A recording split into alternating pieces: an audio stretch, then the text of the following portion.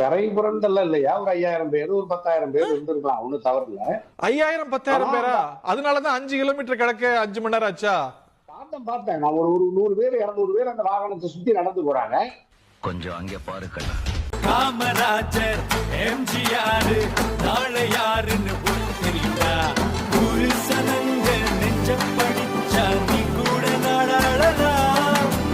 தேர்வ படிச்சு வேலை முடிச்சா வெற்றிய நீ வாங்கலாம். யாரு என்ன வாங்குது யாதான் சொல்வாங்க நின்று. ஏழை பாழைக்கும் ஒரு காலம் வரும். நெஞ்சில் உரமுடி நேர்மை திறமுடி இருக்கும் நல்லவண்டா. நினைச்சா தலையில இமய மலையையும்